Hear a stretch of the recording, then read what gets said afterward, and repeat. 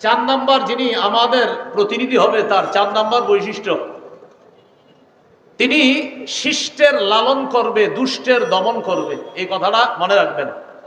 আমাদের যিনি প্রতিনিধি হবে, তার চার নাম্বার বৈশিষ্ট্য, ভালোকে লালন করবে, খারাপকে দমন করবে।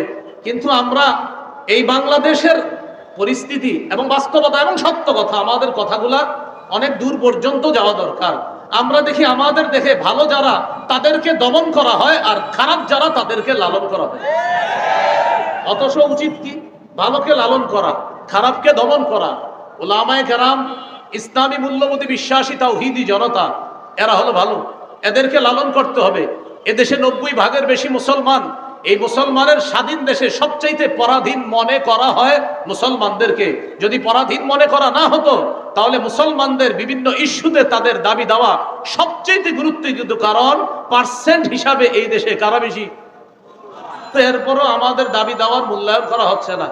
কিছু কিছু ক্ষেত্রে এমন মনে হয় যেন আমাদের কথাগুলো কানেই নেয় না, যে তোমাদের যা মন চায় করো আর আমি যা মন চায় করবো না। এই জাতীয় কোন কর্মকাণ্ড ভবিষ্যতে চলতে দেওয়া যায় না, উচিত না।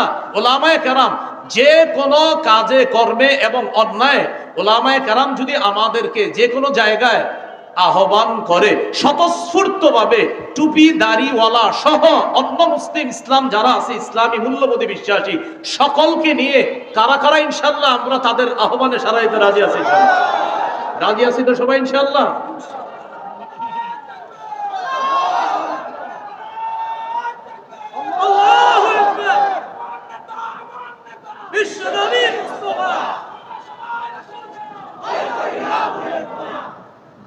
চার নাম্বার বৈশিষ্ট্য, শিষ্টের লালন, দুষ্টের দমন। আয়াতগুলা বলছি না, আমি শুধু নাম্বারটা বলে দেই। সূরা কাহফ 83 থেকে 91 নম্বর আয়াত পর্যন্ত যুলকরনাইন বাদশার একটা ঐতিহাসিক সফর সম্পর্কে আল্লাহ আলোচনা করেছে। সেটা হলো, পৃথিবীর একদম পশ্চিম প্রান্তে তিনি একটা সফর করছে, যেখানে সূর্য অস্ত যায়। সেখানে গিয়ে দেখলেন এক জাতি, এই জাতি আল্লাহ বিশ্বাস করে না, তারা জুলুম করে। আল্লাহ তাদের ব্যাপারে যুলকরনাইন বাদশাকে বললেন, তাদের উপরেও আপনার ক্ষমতা আমি প্রতিষ্ঠিত করলাম। এখন তাদের ব্যাপারে আপনাকে দুইটা অপশন দিলাম, ইম্মা আন ইম্মা আন তাত্তাখিযা ফীহিম হুসনা, ইম্মা আন তুআযযিবা ওয়া ইম্মা আন তাত্তাখিযা ফীহিম হুসনা। হয়তো তাদেরকে শাস্তি দিবেন, না হয় তাদের ব্যাপারে আপনি ভালো কোনো পন্থা অবলম্বন করবেন। যুলকরনাইন জবাব দিলেন, আল্লাহ আমি তাদের ব্যাপারে দুইটার যে কোনো একটা গ্রহণ করব। আম্মা মান যালামা ফাসাউফা নুআযযিবুহু, যারা জুলুম করবে আমি দাওয়াত দেওয়ার পরেও আমি তাদেরকে শাস্তি দিব। ওয়া আম্মা মান আমানা ওয়া আমিলা সালিহা ফালাহু জাযাআনিল হুসনা, আর যারা ভালো করবে তাদের জন্য উত্তম প্রতিদান রয়েছে। দেখেন বিষয়টা, যুলকরনাইন বললেন, আল্লাহ তাদের ব্যাপারে আমার দুইটা ফয়সালা, যারা জালেম হবে তাদেরকে আমি দমন করব, আর যারা আমার কথা শুনে ভালো করবে তাদেরকে আমি লালন করব, তাদের সাথে উত্তম ব্যবহার করব। তাহলে 4 নাম্বার শিখলাম, আমাদের প্রতিনিধি যিনি হবেন তিনি শিষ্টের লালন, ভালোকে লালন করবে, দুষ্টকে দমন করবে। মুসলিম শাসক বা আমাদের প্রতিনিধি যিনি হবেন, তার 5 নম্বর বৈশিষ্ট্য, আমরা যাকে বানাবো তিনি কি হবে? জনগণের জন্য অকাতরে বিলিয়ে দেওয়ার যোগ্যতা থাকবে। বলেন তো কি থাকবে? জনগণের জন্য অকাতরে বিলিয়ে দিতে হবে। এটা 5 নাম্বার বৈশিষ্ট্য। যুলকরনাইন বাদশা সম্পর্কে আল্লাহ তাআলা বলেছেন সূরা কাহফের 91 থেকে 93 থেকে 97 নম্বর আয়াত পর্যন্ত আল্লাহ বলেছেন, যুলকরনাইন বাদশার আরেকটা সফর সম্পর্কে আল্লাহ তাআলা আলোচনা করেছেন। সেই সফরটা হলো, উনি পৃথিবীর উত্তর দিকে সফর করেছেন। এটা কিন্তু আল্লাহ কোরআনে বলে নাই উত্তর, আল্লাহ দিকের কথা বলছে দুইটা, একটা সফর পূর্ব দিকে আর একটা পশ্চিম দিকে, এই দুইটা বলছে। আরেকটা সফরের কথা বলছে আল্লাহ, কিন্তু সফরটা কোন দিকে করছে এটা বলে নাই।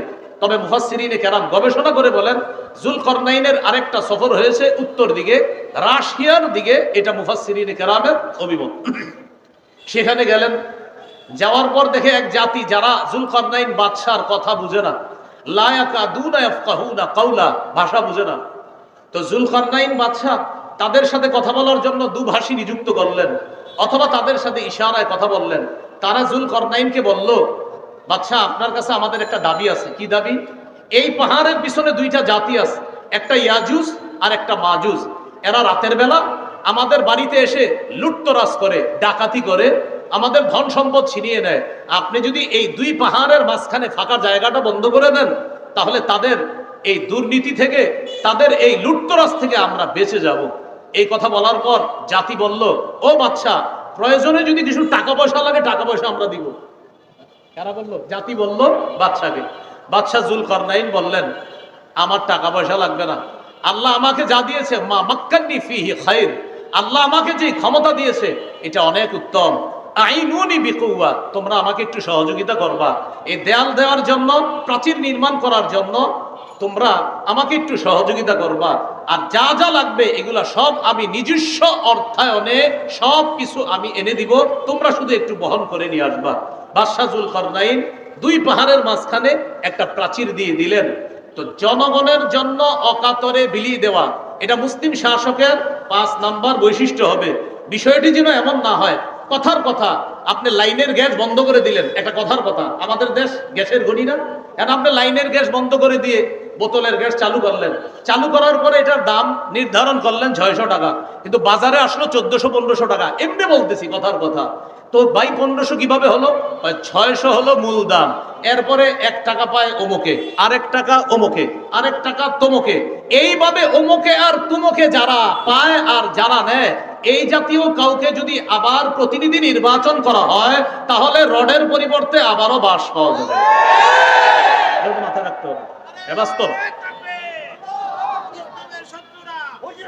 একটু কথাগুলো বুঝতেছেন তো? জি। তাহলে 5 নাম্বার, জনগণের জন্য অকাতরে বিলিয়ে দিবে, এটা 5 নাম্বার বৈশিষ্ট্য, আমরা যাকে প্রতিনিধি নির্বাচন করব। 6 নাম্বার বৈশিষ্ট্য, প্রতিনিধি যিনি হবে আমাদের, তিনি কিছু করতে পেরে বলবে আলহামদুলিল্লাহ, এটা আমার রবের দয়া, এটা বলবে। যিনি করতে পারবে, বাস, তিনি কোনো অহংকার করবে না। মানে কিছু করার পরে বলবে আমি এই করলাম সেই করলাম, মানে আপনি আপনার বাপের টাকা দিয়ে করছেন তো আমাদের টাকা দিয়ে করছেন, এগুলো বলা যাবে না যে আমি এত কিছু করছি, এগুলো বলা যাবে না। বলতে হবে আল্লাহ আমারে তৌফিক দিয়েছে তাই আমি করেছি, এটা বলতে হবে। যদি কেউ কিছু করার পর বলে আমি এটা করেছি সেটা করেছি, এই কথাগুলা অহংকার প্রদর্শন প্রকাশ পাবে। আর অহংকার যখন প্রকাশ পাবে তখন পতন এমন ভাবে হবে, যার পতন হবে তিনি নিজেও বুঝবে না কিভাবে পতন হয়ে যাবে। খুব সাবধান, আল্লাহ আমাদেরকে হেফাজত করেন। তো 6 নাম্বার, প্রতিনিধি কিছু করতে পেরে তিনি কার শুকরিয়া আদায় করবে? আল্লাহ, যে আল্লাহ দিস। সূরা কাহফের 98 নম্বর আয়াতে আছে, জুলকারনাইন ওই দেয়াল করে দেওয়ার পর বলছে হাদা রাহমাতুম মির রব্বি, এটা আমার রবের অনুগ্রহ, দয়া, আমার রব দয়া করছে তাই তোমাদের জন্য কিছু করতে পারছে। আমরা যাকে প্রতিনিধি নির্বাচন করব তার 7 নাম্বার বৈশিষ্ট্য, তিনি রক্ষণাবেক্ষণ এবং অর্থনীতিতে পারদর্শী হতে হবে। রক্ষণাবেক্ষণ এবং অর্থনীতি, আমাদের উপর একটা অভিযোগ উঠেছিল যে ওলামায়ে কেরাম কি অর্থনীতি বুঝে? এরকম মাওলানা হওয়ার 2 বছর আগে আমাদের কওমি মাদ্রাসার ছাত্ররা অর্থনীতির ব্যাপারে পোকা হয়ে যায়, অর্থনীতি শুধু বুঝে না। মাওলানা হওয়ারও 2 বছর আগে আমাদের কওমি মাদ্রাসার ছাত্রদেরকে অর্থনীতি খাওয়ায়া দেওয়া হয়। হ্যাঁ, আমরা একটা অর্থনীতি, সেটা হলো এটার বিরোধিতা করি, এই জন্য মনে করে আমরা বুঝি না। সেটা কি? সুদ ভিত্তিক অর্থনীতির বিরোধিতা আমরা করি। এই জন্য যারা সুদ ভিত্তিক অর্থ ব্যবস্থা চায় তারাই বলে যে ওলামায়ে কেরাম অর্থনীতি বুঝে না। কারণ ওলামায়ে কেরাম যাকাত ভিত্তিক অর্থনীতি বুঝে, আর সুদ ভিত্তিক অর্থনীতি এটা জাহান্নামী। এটা বলার কারণে একদল মানুষ আমাদেরকে অভিযুক্ত করে যে আলেমরা অর্থনীতি বুঝে না। আসলে বিষয়টা এমন না, আলেমরা অর্থনীতি শুধু বুঝে না, ওলামায়ে কেরাম অর্থনীতি পড়ানোর যোগ্যতা রাখে। এই কথাটা 7 নাম্বার, রক্ষণাবেক্ষণ এবং অর্থনীতিতে পারদর্শী। ইউসুফ আলাইহিস সালাতু ওয়াস সালামের ব্যাপারে আছে সূরা ইউসুফের 55 নম্বর আয়াত। ইউসুফ নবী যখন দেখলেন যে এই দেশে যদি খাদ্য ভান্ডারের দায়িত্ব আমি না নেই তাহলে জালেমরা খাবার শেষ করে ফেলবে, ইউসুফ নবী নিজেই দায়িত্ব চেয়ে নিলেন। ইজআলনি আলা খাজাইনিল আরদ, আমাকে খাদ্য ভান্ডারের দায়িত্ব দেন। ইউসুফ নবী বললেন, এখান থেকে একটা বিষয় বুঝে আসে, বুখারীতে আছে লা তাসআলিল ইমারা, দায়িত্ব চেয়ে নিও না। আর কোরআনে দেখলাম আমরা ইউসুফ নবী বলতেছে আমাকে দায়িত্ব দেন, বুখারীতে আছে দায়িত্ব চেয়ে নিও না। আর সূরা ইউসুফের মধ্যে ইউসুফ নবী দায়িত্ব চেয়ে নিচ্ছে। এটার উত্তর হলো, যখন যোগ্য ব্যক্তি দায়িত্বে থাকবে তখন আমার আপনার দায়িত্ব চেয়ে নেওয়া দরকার নাই। আর অযোগ্য ব্যক্তিতে যখন দেশের দায়িত্বের জায়গাগুলা ভরপুর হয়ে যাবে, যোগ্য ব্যক্তিরা তখন ওই দায়িত্ব চেয়ে নিবে, যেভাবে হোক সঠিক পন্থায় ওই দায়িত্ব চেয়ে নিয়ে সেখানে যোগ্য ব্যক্তিরা বসতে হবে। বুঝে আসছে তো? বুখারীতে আসছে দায়িত্ব চেয়েও না। চেয়েও না মানে যোগ্যরা থাকলে তোমার চাওয়া দরকার নাই। আর সূরা ইউসুফে কি আসছে? অযোগ্যরা যখন দায়িত্বে থাকবে তখন যোগ্যরা দায়িত্ব চেয়ে নিতে হবে। 8 নাম্বার, আমাদের প্রতিনিধি যিনি হবেন তিনি ঘুষ গ্রহণ করবে না। এটা 2 বার জোরে বলেন,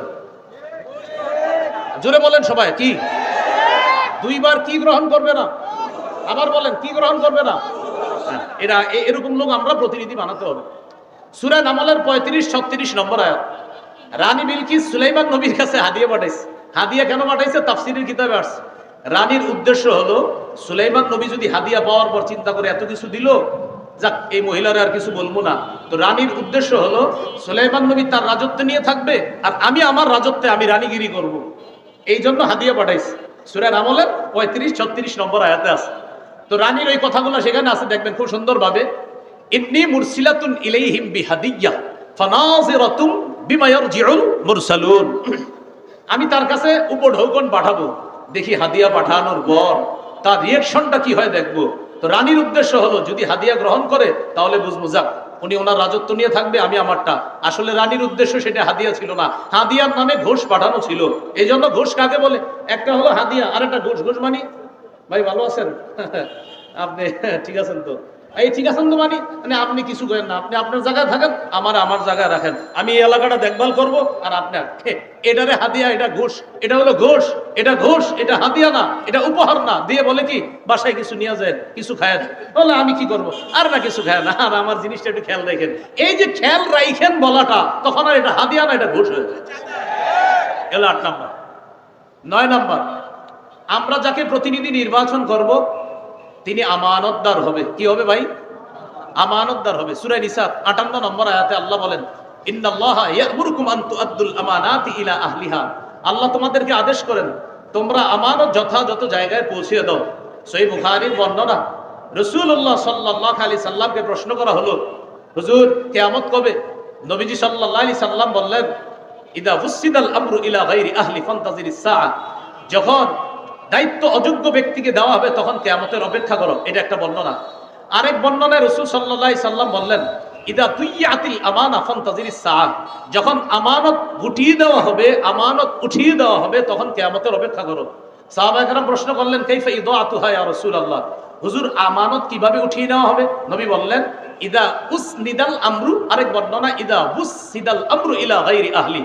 যখন অযোগ্য ব্যক্তিকে দায়িত্ব দেওয়া হবে, এই অযোগ্যকে দায়িত্ব দেওয়া মানে আমানত উঠিয়ে নেওয়া। এখানে একটা বাংলা মনে রাখবেন, যোগ্য ব্যক্তিকে যোগ্যতার আসনে বসানো এটা আমাদের জন্য আমানত। আর যোগ্য ব্যক্তি যোগ্যতার আসনে বসে আমাদের অধিকারগুলো সংরক্ষণ করা এটা ওই দায়িত্বশীল ব্যক্তির জন্য আমানত। আবার বলছি, যোগ্য ব্যক্তিকে যোগ্যতার আসনে বসানো এটা আমাদের জন্য আমানত। আর তিনি ওই আসনে বসে আমাদের অধিকারগুলো যথাযথভাবে আদায় করা এটা তার জন্য আমানত। সর্বশেষ যিনি আমাদের প্রতিনিধি হবে তার গুণ হবে তিনি কোরআন সুন্নাহ অনুযায়ী বিচার করবে। সূরা মাইদা 48, সূরা মাইদা 49, সূরা মাইদা 50। এই আয়াতগুলোর মধ্যে আছে, ইন্না আনজালনা ইলাইকাল কিতাবা বিল হক। আমি আপনার কাছে কোরআন দিয়েছি, এই কোরআন এটা দিয়েছি, এটার মাধ্যমে আপনি বিচার করবেন, সঠিকভাবে বিচার করবেন। শেষের দিকে আছে, আফা হুকমাল জাহিলিয়াতি ইয়াবগুন। তারা কি জাহিলি আইন চায়? আমান আহসানু মিনাল্লাহি হুকমান।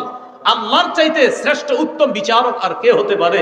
এই জন্য আমরা যদি আমাদের বাংলাদেশে আল্লাহর আইন বাস্তবায়ন করতে চাই, আল্লাহর কসম সত্যি বলছি, আমাদের একজন যোগ্য, 4 কাজের যোগ্যতা রাখে, 10 গুণে মৌলিক গুণান্বিত এমন কোন ব্যক্তিকে আমাদের দেশের দায়িত্ব দিতে হবে।